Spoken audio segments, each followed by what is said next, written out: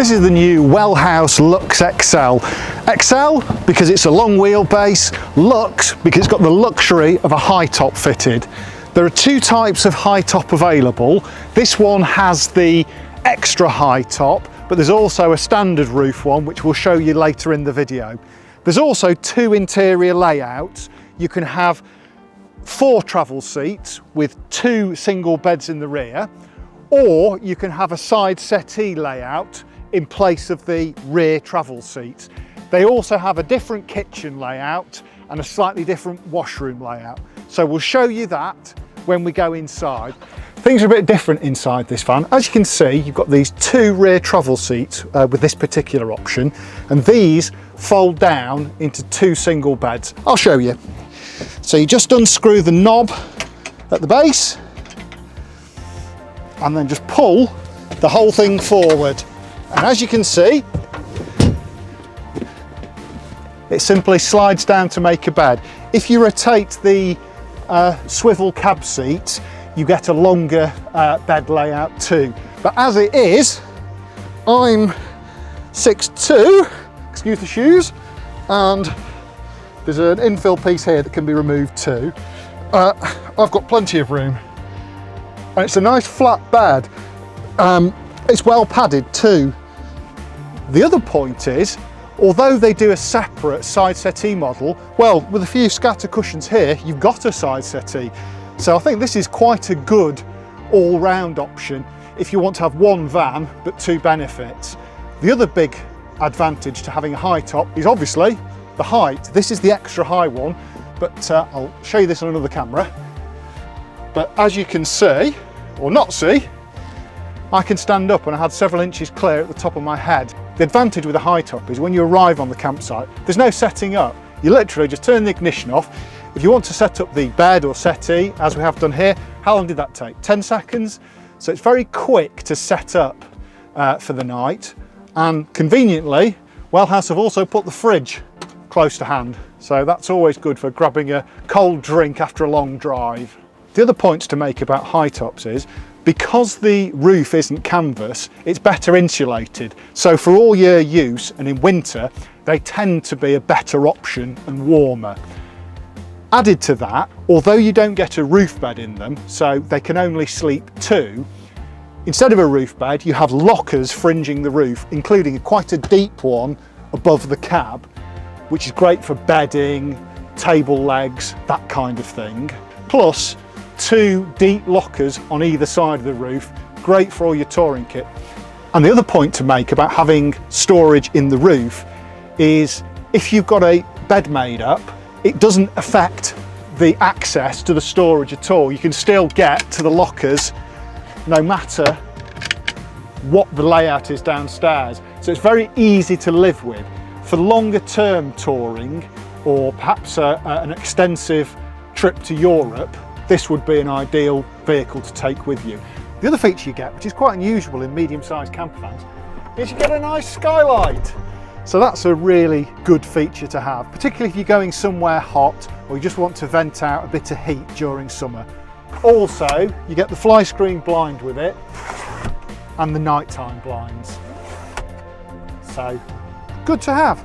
If you go for the optional 2 travel seat model, the rear seats are replaced by a side settee, and at night time this forms a spacious double bed, which also benefits from having a deep storage locker beneath it.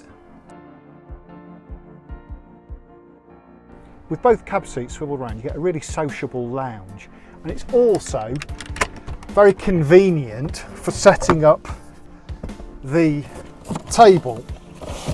It's just a freestanding version, so pop the legs down, stick the pole in the hole, and it couldn't really be much easier to set up the dining table. So yeah, really good, simple layout.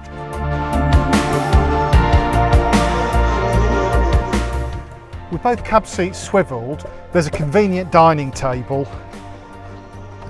for this side that can go in all sorts of different positions depending on where you want it. or you can have a sort of a drinks hatch outside. I'll just leave it out of the way as I'm swiveling the seat back.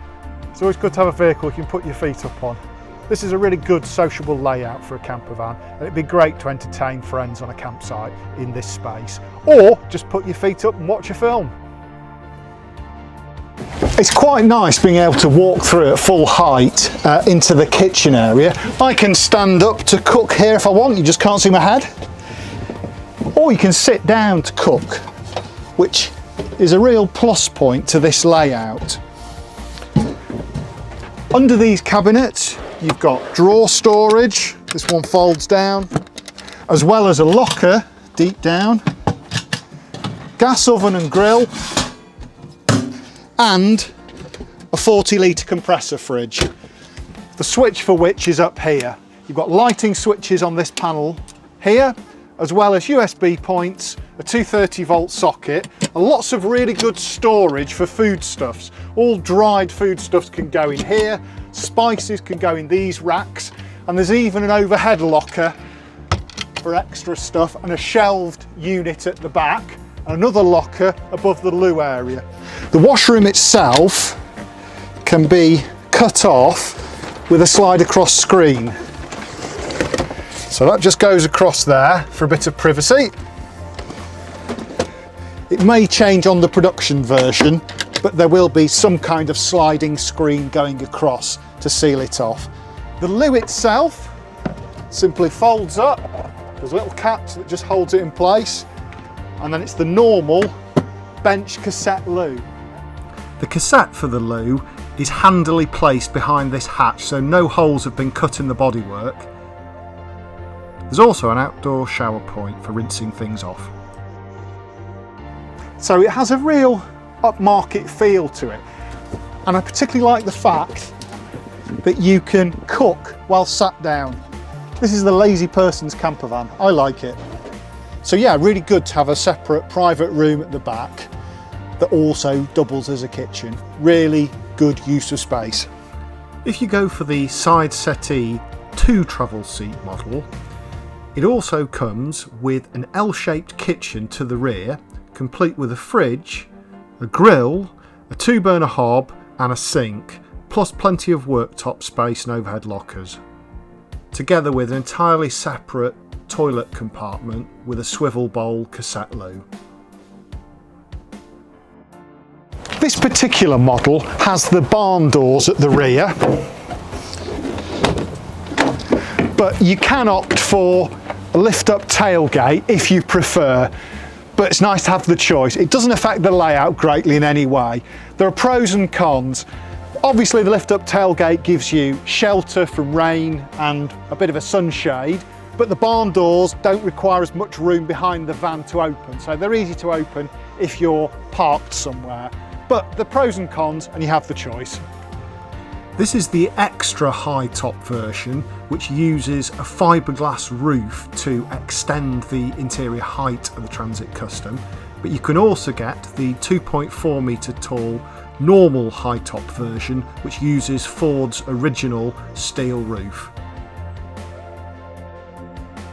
Inside the Lux, it's quite a pleasant place to be. It's based on the limited model and you have a few bells and whistles as standard. This particular one has a leather steering wheel, automatic gearbox and the large touchscreen controls. I'll just boot it up and see if it's got sat-nav. I don't think it has. Some do. You can get sat-nav as an option, but it's worth noting that because your mobile phone syncs with it, you can use the app on your mobile phone for the sat-nav, so it's not the be-all and end-all. Armrests are standard. Really good, comfortable, ergonomic layout. The Fords are very good since they were revised with the better heater control layout and the touchscreen display. So yeah, we'll just fire it up. The dials do a nice little dance. You've got various controls on the steering wheel. So on the left hand side you've got controls for the cruise control, audio settings, whereas on the right hand side it's the controls for the computer settings, the information system. There's also controls on the right for answering and ending calls via Bluetooth. So yeah, has all you need. Very plush place to be. The standard Ford seats are really good and comfortable, so together with the comfortable 2 rear travel seats, there'd be no problem doing long distances in this vehicle. It'd be ideal for touring Europe, it really would. The standard engine is 130 PS, but you can upgrade to 170 PS as well if you'd prefer. And you can have an automatic or manual gearbox in most models. The other point that's worth mentioning, I'll just fire it up so you can see it working, is as with many Fords, it comes with a quick clear windscreen, which is brilliant. One of the best features. No more de-icing windscreens in winter. Just push a button and it starts to work. It literally takes minutes to clear your windscreen and you don't even have to step out of the vehicle.